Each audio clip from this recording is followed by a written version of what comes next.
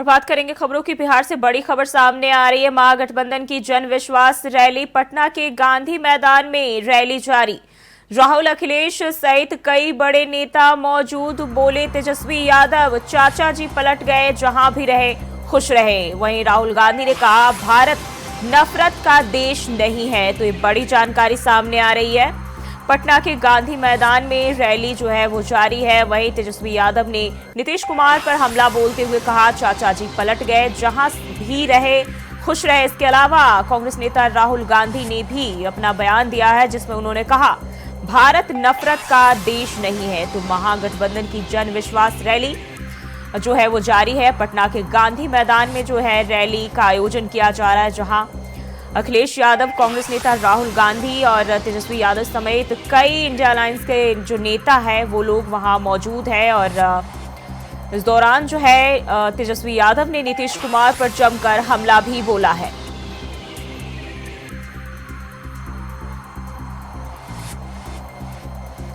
तो बिहार से ये बड़ी जानकारी सामने आ रही है। महागठबंधन की जन विश्वास रैली पटना के गांधी मैदान में आयोजित की गई है और यह रैली जो है वो जारी है, जहां तेजस्वी यादव ने नीतीश कुमार पर जमकर निशाना भी साधा है।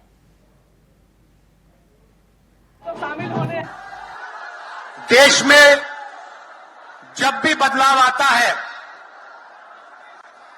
वो बिहार में तूफान शुरू होता है। यहां से तूफान बाकी प्रदेशों में जाता है। ये बिहार जो है देश की राजनीति का नर्व सेंटर है। यहां से ही शुरुआत होती है। आज देश में विचारधारा की लड़ाई है। एक तरफ नफरत,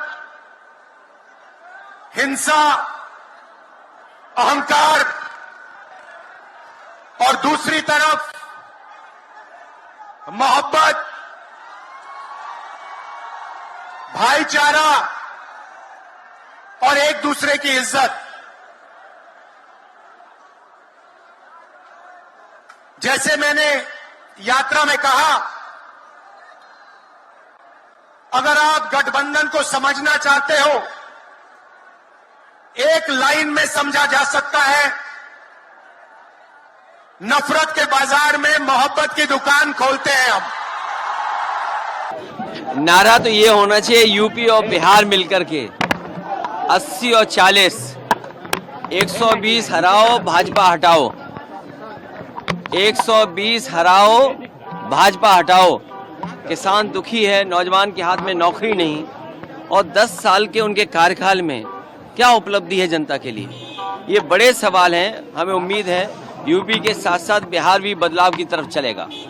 भाइयों, मोदी जी के स्टेट में 25,000 लोग सुसाइड करते हैं 3 साल में, क्योंकि नौकरी नहीं, खाने के लिए अन्न नहीं, काम नहीं। आज मोदी के स्टेट में 25,000 लोग 3 साल में मर चुके हैं, सुसाइड कर लिए। 500 स्टूडेंट सुसाइड कर लिए हैं। फिर भी मोदी कहते हैं ये मोदी की गारंटी। तुम्हारी गारंटी क्या है?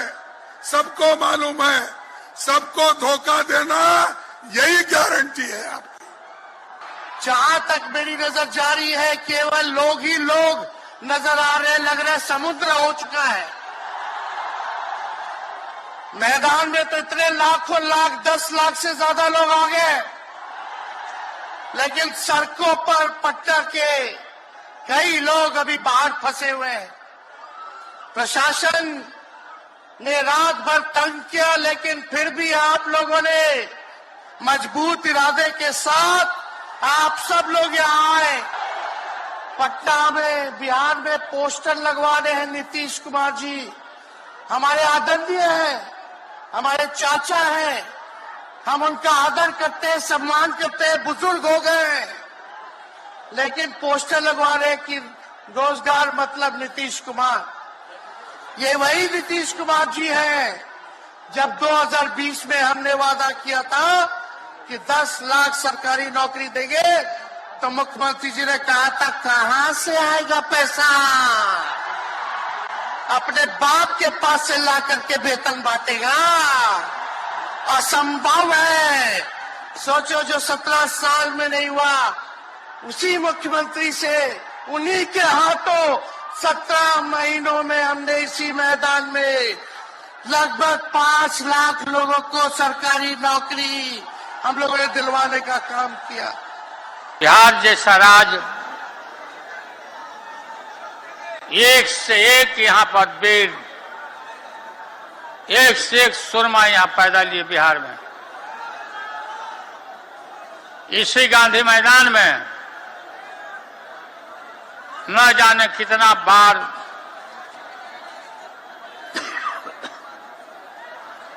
देश भर के नेताओं का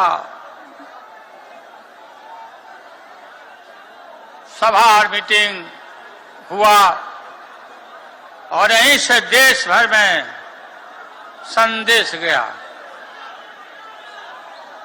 बिहार का हवा, इतने बिहार की हवा में दम है कि जो बिहार फैसला लेता है वही देश के लोग अनुकरण करते हैं और आज कल यही होने वाला है।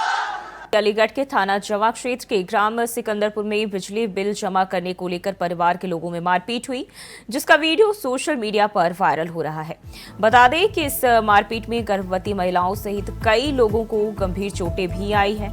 घायल महिला और पीड़ित व्यक्ति ने थाने में इसकी शिकायत भी की, लेकिन कोई सुनवाई नहीं हुई। स्थानीय पुलिस ने घटना के बाद सभी घायलों को इलाज के लिए अस्पताल भेज दिया है।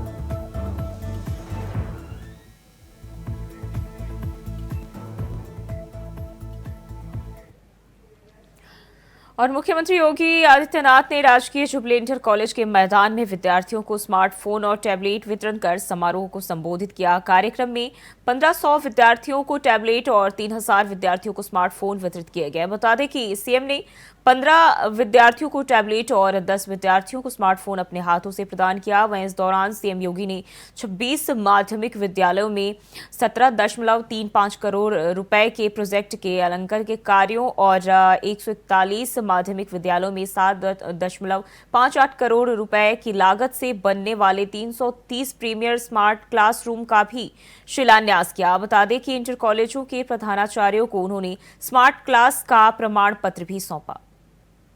किसी भी प्रकार की चुनौती का सामना करने के लिए अपने आप को तैयार कर सके।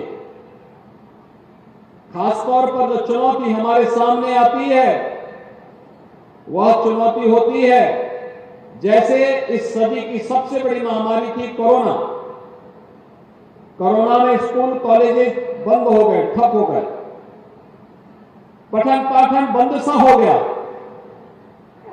उन स्थितियों में कैसे हम लोग इस कार्यक्रम को आगे बढ़ाएं, तब प्रधानमंत्री मोदी जी ने एक विजन दिया था कि अगर फिजिकली प्रेजेंस होना कठिन है तो हम लोग तकनीक का उपयोग करें। वर्चुअली 2-3 वर्ष के अंदर हम लोगों ने प्रदेश के अंदर 20 लाख से अधिक छात्रों को अब तक टैबलेट और स्मार्टफोन उपलब्ध करवाने का काम किया है, जिस क्रम में आज गोरखपुर में भी 4000 से अधिक विद्यार्थियों को ये सुविधा उपलब्ध करवाई जा रही है। बिना भेदभाव के हर युवा को, जिससे वह तकनीकी दृष्टि डिजिटली अपने आप को सक्षम कर सके। 24 में इलेक्शन होने जा रहे हैं। इसी मार्च महीने में नोटिफिकेशन जारी होगा। नोटिफिकेशन में जब चुनाव के परिणाम चुनाव चलेंगे उस समय हमारा नारा होना चाहिए, फिर एक बार मोदी सरकार, फिर एक बार मोदी सरकार का मतलब 2024 में, जब मई 2024 में प्रधानमंत्री मोदी जी तीसरी बार देश की बागडोर संभालेंगे तो भारत दुनिया की तीसरी बड़ी अर्थव्यवस्था के रूप में आगे बढ़कर के एक विकसित भारत की परिकल्पना को साकार करेगा। विकसित भारत का मतलब हर नागरिक विकसित होगा, हर व्यक्ति की प्रति व्यक्ति आय बढ़ेगी, सुविधाएं बढ़ेंगी, भारत सक्षम होगा, समर्थ होगा और भारत का कोई दुश्मन भारत को आंखें नहीं दिखा पाएगा। जो आंखें दिखाएगा तो उसको भी सबक सिखाने का काम करेगा। इस प्रकार की व्यवस्था हमारी होनी चाहिए। आपको मैं इस बात के लिए आश्वस्त करता हूं, प्रदेश भर के युवाओं को आश्वस्त करता हूं, युवाओं के भविष्य के साथ कोई खिलवाड़ नहीं कर पाएगा। युवाओं का भविष्य उज्जवल है, हमारा युवा प्रतिभाशाली है, सक्षम है। उसको डिजिटली सक्षम बनाने के लिए सभी कार्यक्रम आगे बढ़ाए जा रहे हैं और जो भी युवाओं के भविष्य के साथ खिलवाड़ करेगा जिंदगी भर वो जेल के अंदर सड़ेगा और साथ साथ जो बाप दादों की प्रॉपर्टी होगी उसको भी सरकार जब्त करने का काम करेगी। और खबर बिजनौर से है, जहां ट्रक ने शिव भक्त कावड़ियों से भरी ट्रैक्टर ट्रॉली में जोरदार टक्कर मार दी। टक्कर लगने से कावड़ियों से भरी ट्रैक्टर ट्रॉली पलट गई, जिसमें 2 दर्जन कावड़िए घायल हो गए। सूचना मिलते ही मौके पर पहुंची पुलिस ने घायलों को सीएचसी में भर्ती कराया, जिसमें से आधा दर्जन लोगों की हालत नाजुक बताई जा रही है। वहीं उन्हें हायर सेंटर रेफर कर दिया गया है। हादसा बिजनौर के अफजलगढ़ थाना क्षेत्र के माननगर का बताया जा रहा है।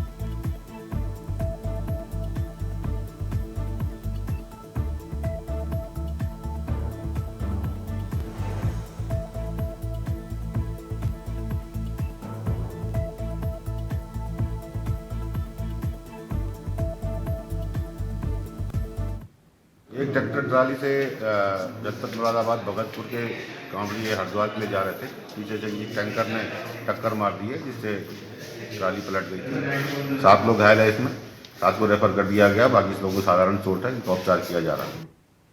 और वहीं जौनपुर के बाहुबली पूर्व सांसद धनंजय सिंह ने जौनपुर लोकसभा सीट पर जीत का दावा किया है, जहां बीजेपी ने जौनपुर से कृपाशंकर सिंह को टिकट दिया है, जिसके चलते धनंजय सिंह ने सोशल मीडिया एक्स पर पोस्ट किया और जीतेगा जौनपुर जीतेंगे हम का स्लोगन भी डाला, जिसके बाद जिले की राजनीति गर्मा गई है।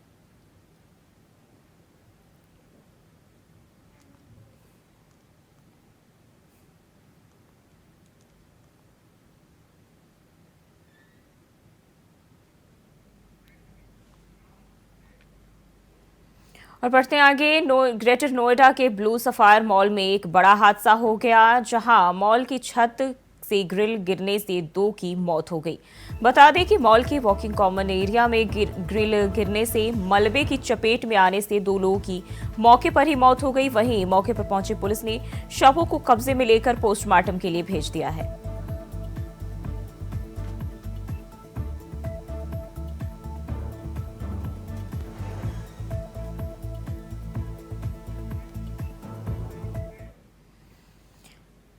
और खबर दिल्ली से है, जहां पूर्व केंद्रीय मंत्री और चांदनी चौक से मौजूदा सांसद डॉक्टर हर्षवर्धन ने सक्रिय राजनीति से संन्यास लेने का ऐलान किया है। उन्होंने अपने इस फैसले की जानकारी सोशल मीडिया प्लेटफॉर्म एक्स के जरिए दी है। सूत्रों के अनुसार हर्षवर्धन ने यह फैसला चांदनी चौक लोकसभा सीट से इस बार टिकट न मिलने के कारण लिया है। बीजेपी ने आगामी लोकसभा चुनाव के लिए चांदनी चौक सीट से इस बार प्रवीण खंडेलवाल को मैदान में उतारा है।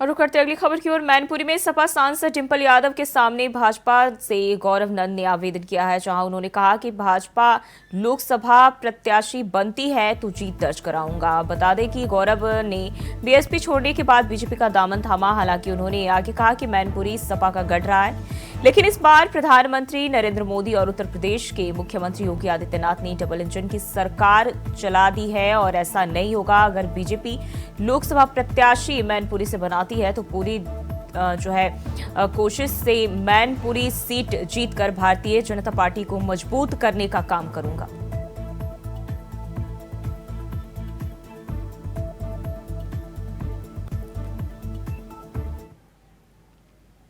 और फिलहाल के लिए बुलेटिन बस इतना ही। खबरों के लिए बने रहे इंडिया वॉइस के साथ।